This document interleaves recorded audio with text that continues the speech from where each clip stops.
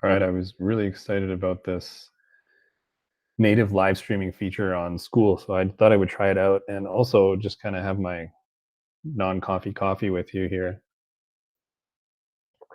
because I just finished recording my first mini course for Skool, which was about the human growth cycle, and it's a process that I basically drew out.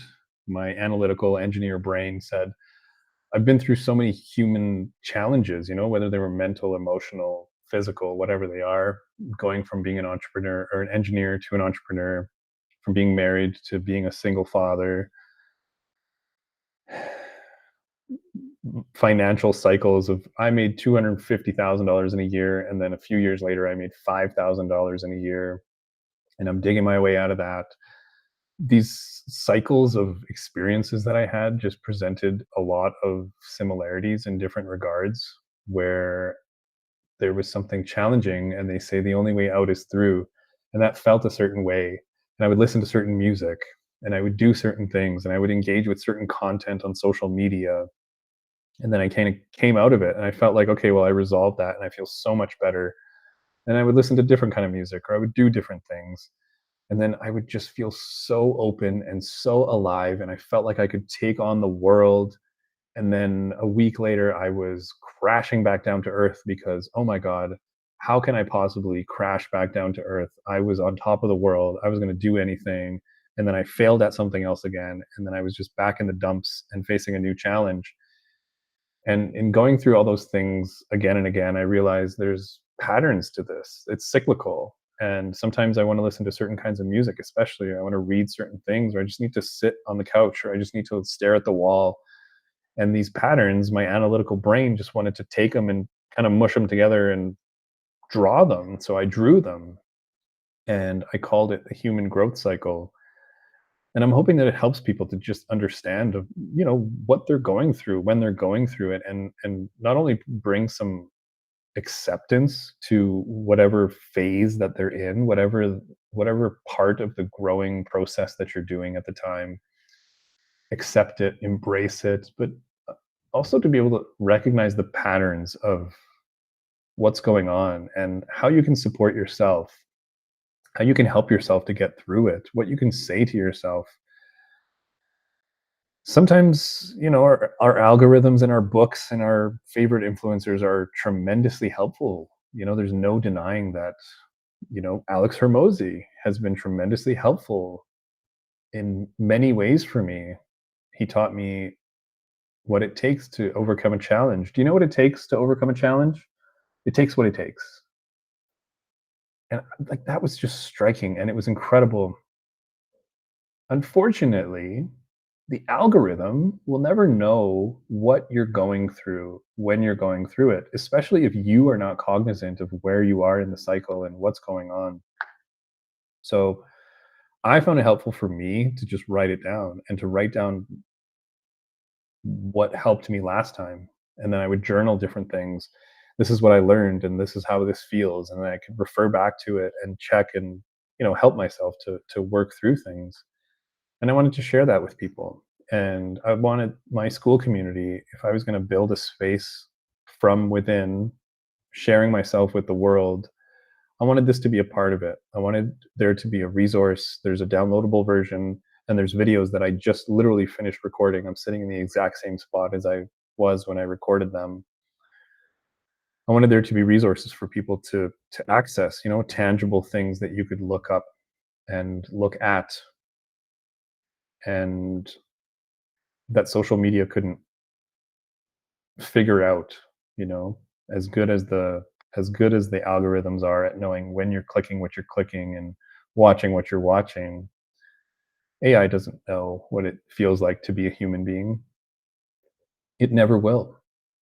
It never will, no matter how much we try to tell it.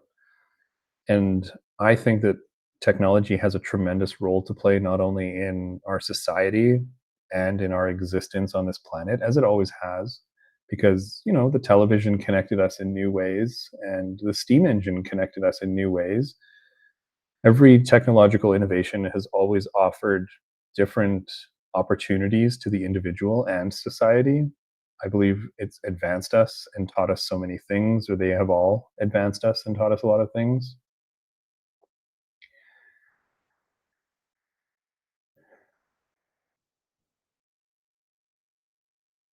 And provided opportunities for commerce, by the way, for entrepreneurs.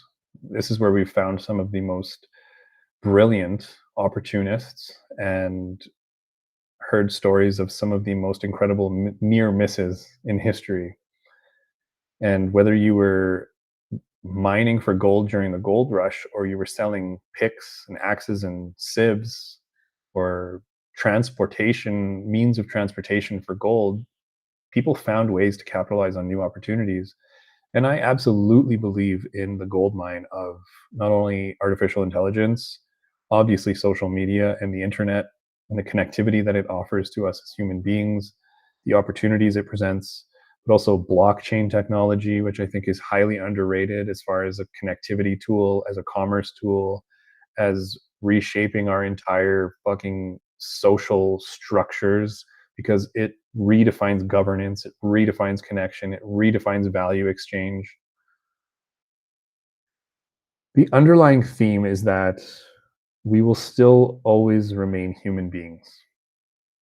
We ourselves, in what we understand, in our conscious awareness of what is around us and what's going on, will always do it through the lens of being human beings. And yes, we interact with bots on the internet. Okay. Yeah. That's one of the downsides of social media and the internet is that it has facilitated non-human beings being part of human conversations. But that's why I'm zagging while everybody's zigging, or zigging while everybody's zagging, and talking as much as possible, focusing on the human experience in my community. And I really hope this recording saves because I hit record and just wanted to kind of talk through some stuff and share a little bit more about myself and the space, the resource, and by the way, my first course that I just recorded and I'm going to be sharing within the community.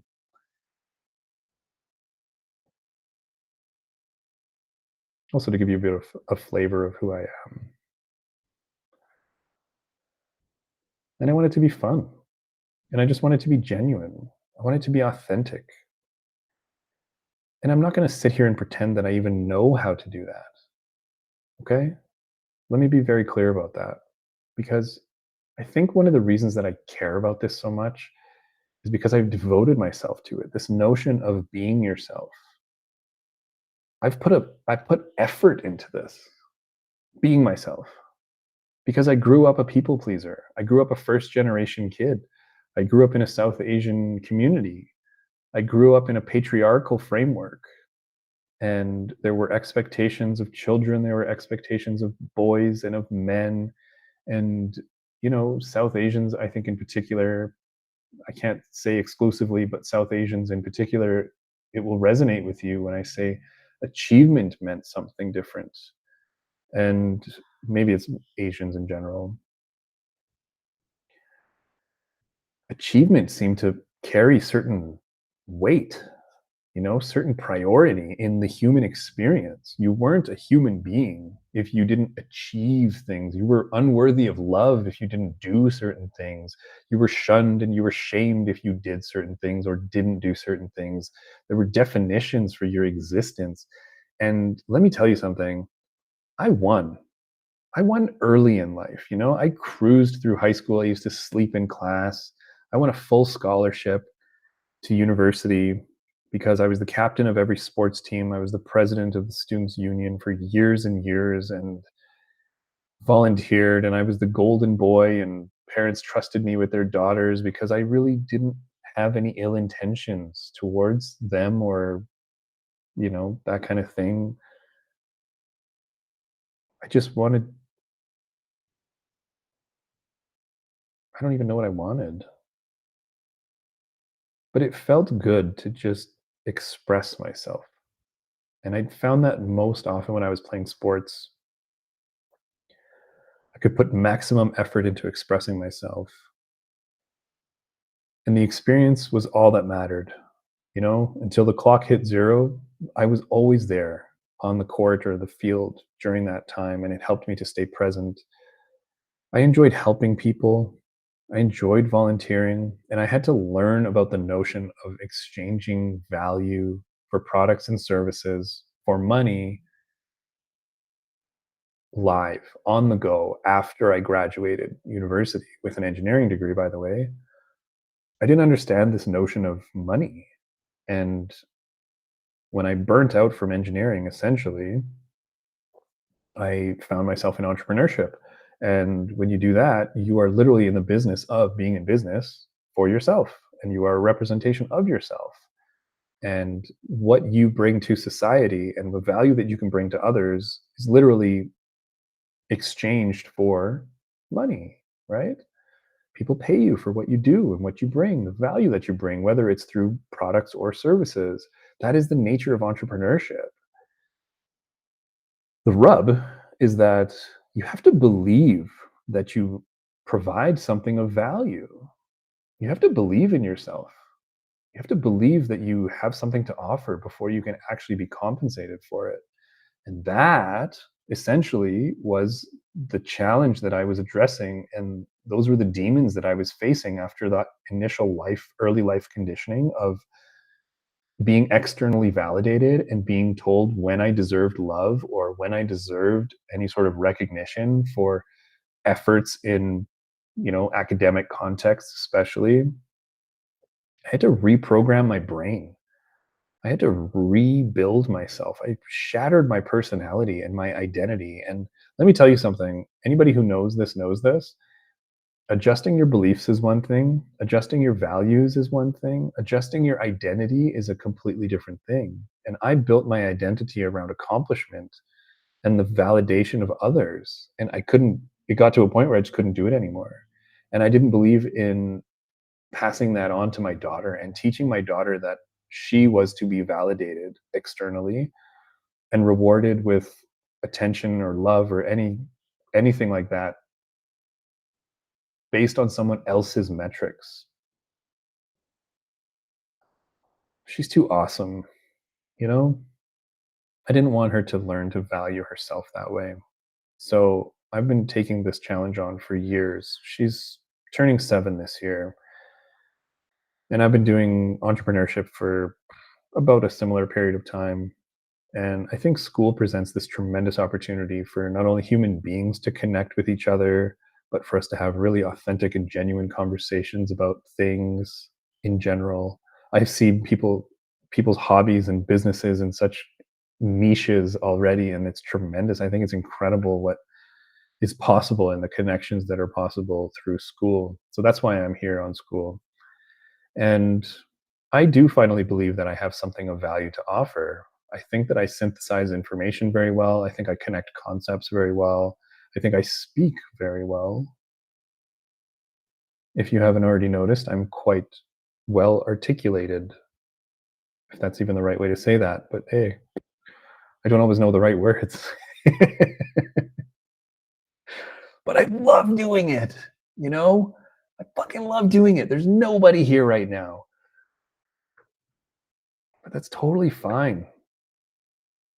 Because I can do it for me. It's what I love doing. It's what energizes me. I enjoy it so much. I love being on stage. You know what I mean? I love stand-up comedy. I think, by the way, slight tangent here, that stand-up comedy as an art form, so undervalued. The ability for a human being to stand up in front of other human beings and resonate with them, connect with them, tell them stories, unite them, specifically with laughter. But the best comedians, Dave Chappelle's of the world, they do it in any context. They don't do it only with humor and with laughter. They do it with emotional resonance. They're storytellers, they're connectors. And I think it's such a beautiful, amazing, tremendous thing to be able to stand up in front of people as people. And I absolutely respect and value the other ways that we connect, but the human to human connection is just so unique. Being in the same room as people is so unique. There's such an energy to it. You can vibe with each other in a way that you can't even through camera, even though I'm trying to right now and absolutely intend to continue trying to through video, whether it's on YouTube, live streaming or recorded, whatever it is. There's something about that live component of just being in front of people, being able to see them and feel their energy. It's so beautiful. It's tremendous. And that's why that's my dream. That's what I think about every day. I watched the Skool training, the Skool 101. I think it was video 2 or 3. Sam said something along the lines of like, the distraction usually is the answer, right? Like it's usually the thing that you can't stop thinking about, the thing that resides in your brain, the thing that people tell you that the thing that people tell you you should be doing.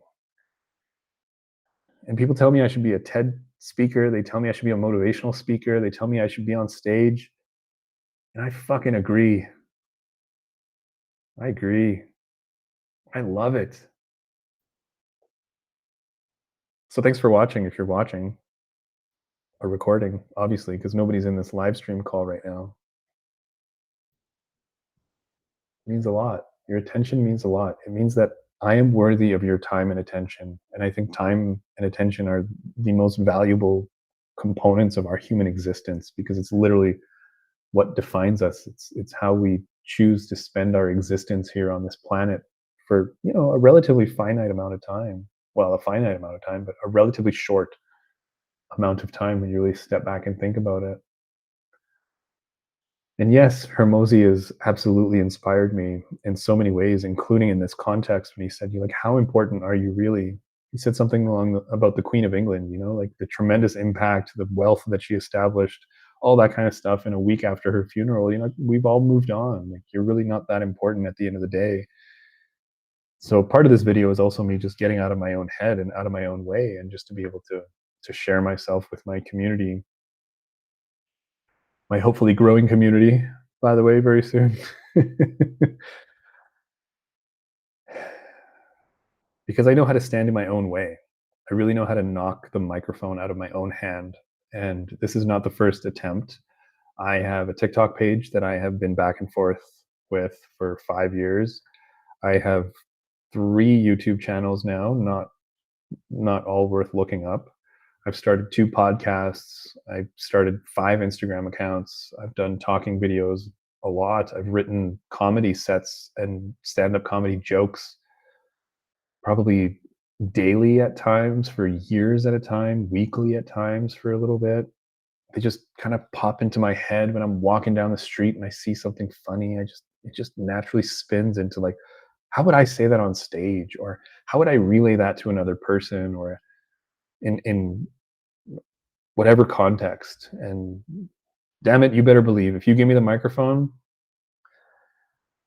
whether it's in front of you at a coffee table, or if it's in front of friends or family or random people at a dinner table, or a wedding reception of people, hosting an event in front of an audience, like a stadium. Oh, it fucking lights me up, man. I just love it. I think it's so incredible how we can actually connect with each other, support each other, help each other, talk to each other, brainstorm, whatever it is. There's so much potential among us.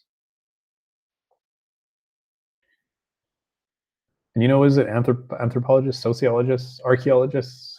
Damn it. What's Ross Geller? The guys who learn about history through the study of old shit and dig up bones and stuff, they used to look for cracks and femurs in human skeletons and remains of human beings, because if there was a femur that had been healed and there was a noticeable break, they knew that that person belonged to a group, a society, or a clan, or a tribe, or something, because human beings can't survive on their own with broken femurs. And I don't know if that's like a factual thing, but I learned from this kind of study that it was through supporting each other that that human being ended up able to repair the femur. It was with the support of other human beings. And I think that's absolutely not only a tremendous insight, but representative of us still in the present day. We're still stronger together. Another lesson I had to learn, by the way, because I thought I had to do everything by myself. So shout out to all the self-abandoners out there.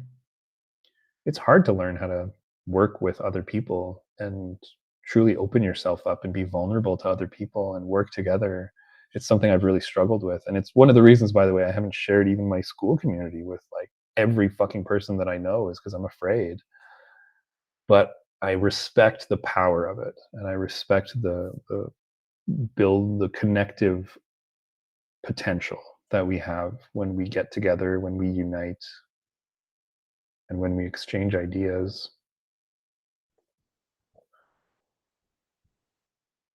So, welcome to Entrepreneurs Being Humans.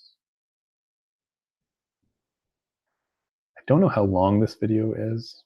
There isn't a live timer on this live call. I love this feature, by the way. I'm really excited to use it more.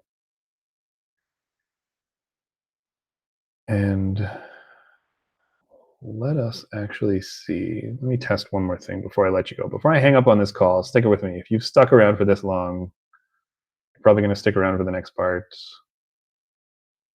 Let me see if I can share something with you through the share screen button.